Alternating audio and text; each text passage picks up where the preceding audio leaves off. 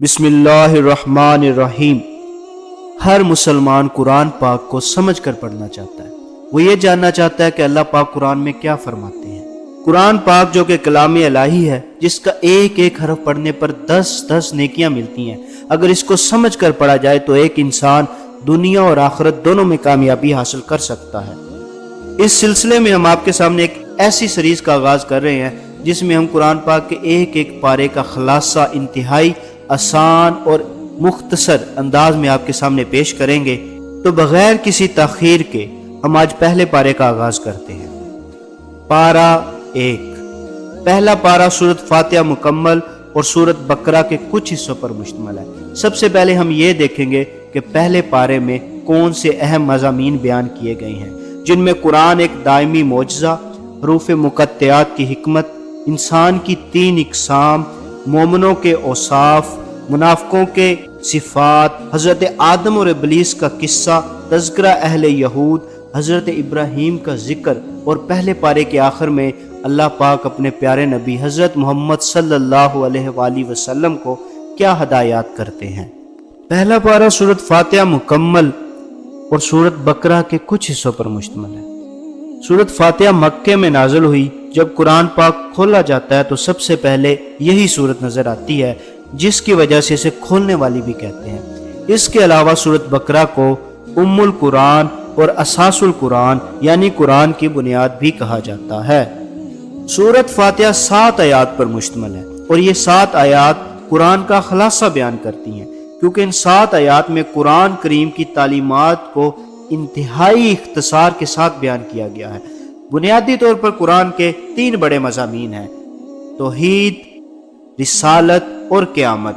سورۃ فاتحہ کی پہلی 2 آیات اور چوتھی آیت میں توحید، تیسری آیت میں قیامت، 5ویں اور 6ٹھی آیات میں رسالت کی طرف اشارہ ملتا ہے۔ اس طرح یہ سورت قرآن کے 3 بڑے مضامین کو انتہائی فصاحت اور بلاغت کے ساتھ بیان کرتی ہے۔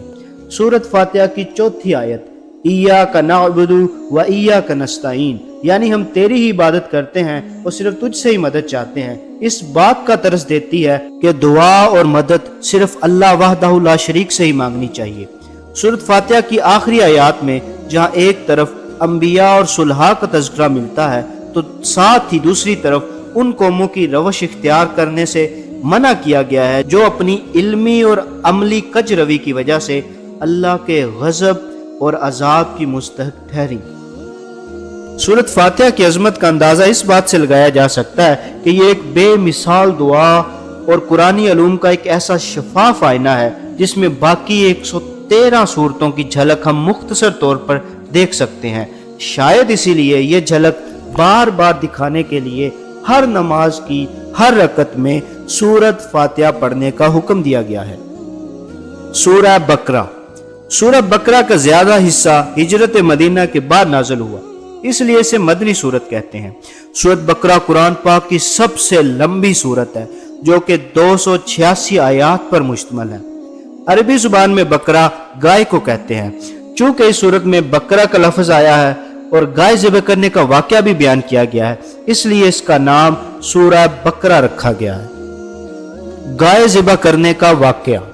بنی اسرائیل کے ایک مالدار شخص کو اس کے بھتیجے نے مال وراثت ہتھیانے کی غرض سے قتل کر دیا، پھر رات کی تاریکی میں لاش اٹھا کر کسی دوسرے کے دروازے پر ڈال دی اور اس پر قتل کا دعویٰ کر دیا۔ اس سے پہلے کہ مدعی اور مدعا علیہ کے خاندان ایک دوسرے پر ہتھیار اٹھا لیتے، اللہ تعالیٰ نے حضرت موسیٰ کے ذریعے انہیں گائے ذبح کرنے اور اس کے گوشت کا کچھ حصہ اس مقتول کے جسم کے ساتھ لگانے کا حکم دیا۔ ایسا کرنے سے مقتول زندہ ہو کر اٹھ بیٹھا اور اس نے اپنے قاتل کی نشاندہی کر دی۔ اتفاق سے انہی دنوں بنی اسرائیل کا ایک گروہ مرنے کے بعد کی زندگی کا انکار بھی کر رہا تھا۔ مقتول کے زندہ ہونے سے نہ صرف یہ کہ قاتل کی نشاندہی ہوگی بلکہ اس کے ساتھ ہی زندگی بعد الموت کی بحث پر بھی حجت قائم ہو گئی۔ اس کے علاوہ مصریوں کے ساتھ طویل عرصے تک رہنے کی وجہ سے بنی اسرائیل کے دل میں گائے کی جو عقیدت اور محبت رچ بس گئی تھی، گائے ذبح کرنے سے اس کی بھی تردید کر دی گئی۔ آئیں ہم اب یہ دیکھتے ہیں کہ پہلے پارے میں کون کون سے اہم مضامین بیان کیے گئے ہیں۔ قرآن ایک دائمی معجزہ۔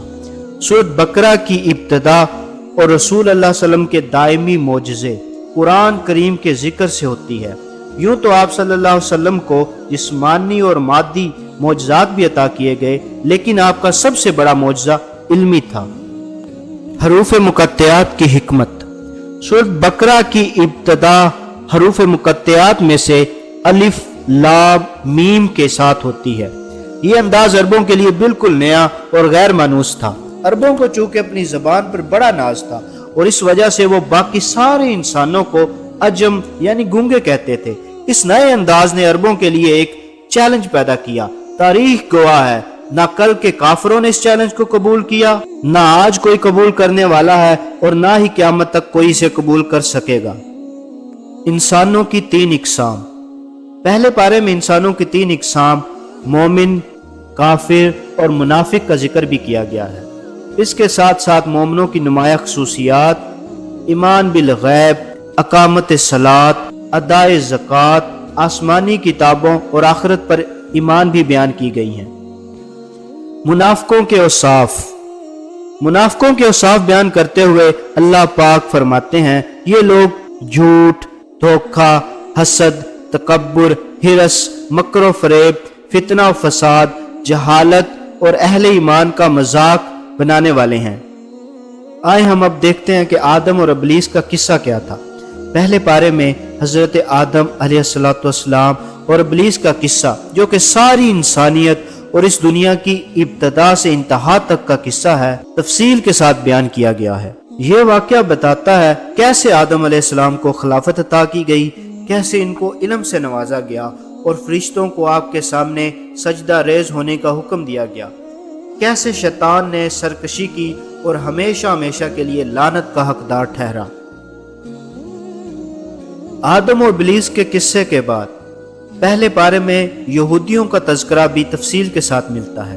یوں تو قرآن پاک میں کئی مقامات پر بنی اسرائیل کا تذکرہ ملتا ہے، لیکن ان کے بارے میں سب سے زیادہ تفصیلی بحث سورۃ بقرہ اور پہلے پارے میں ملتی ہے۔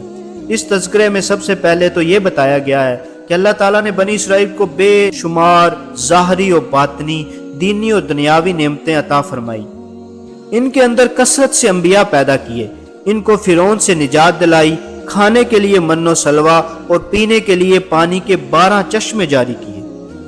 اس کے بعد بتایا گیا کہ انہوں نے اللہ تعالیٰ کی نعمتوں کا شکر ادا نہ کیا، انہوں نے حق کو چھپایا، حضور پاک کی نبوت کا انکار کیا، ایک بچڑے کو اپنا معبود بنا لیا اور غرور و تکبر کا مظاہرہ کیا، انبیاء کو ناحق قتل کیا، بار بار بدعہدی کی، اللہ کے فرشتوں کو جھٹلایا، تورات اور زبور میں تعریف کی اور دنیا کی زندگی کو آخرت کی زندگی پر ترجیح دی۔ یہود پر انعامات اور ان کے جرائم کا تذکرہ کرنے کے بعد حضرت ابراہیم، جن کی عظمت و شان کو یہودی اور عیسائی دونوں تسلیم کرتے ہیں، کا ذکر کیا گیا ہے۔ پہلے پارے کے آخری حصے میں حضرت ابراہیم کا ذکر تفصیلاً ملتا ہے، کس طرح ان کو نمرود کی آگ سے بچایا گیا اور آپ ہر آزمائش میں سرخ رو ہوئے۔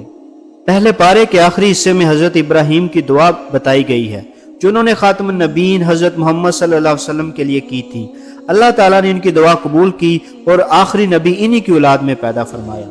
اللہ تعالیٰ کی اپنے محبوب حضرت محمد صلی اللہ علیہ وسلم کو ہدایات۔ اللہ تعالیٰ نے اپنے آخری نبی اور رسول کو ہدایت کی کہ آپ ان کو دین حنیف کی دعوت دیں، جو کہ تمام انبیاء کا دین ہے۔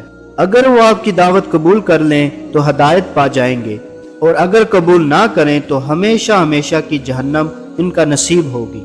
اللہ تعالیٰ ارشاد فرماتا ہے، اگر یہ یہود اور نصارہ بھی اسی طرح ایمان لے آئیں جس طرح تم ایمان لائے ہو تو یہ ہدایت پا جائیں گے، اور اگر وہ منہ موڑے رہیں تو اس پر تعجب نہ کرو، کیونکہ ضد اور مخالفت ان کی عادت ہے۔ اگر انہوں نے شرارت کرنے کی کوشش کی تو اللہ ان سے عنقریب نمٹ لے گا، وہ بڑا سننے والا اور جاننے والا ہے۔ اس کے ساتھ ہی ہمارے پہلے پارے کا خلاصہ مکمل ہوتا ہے۔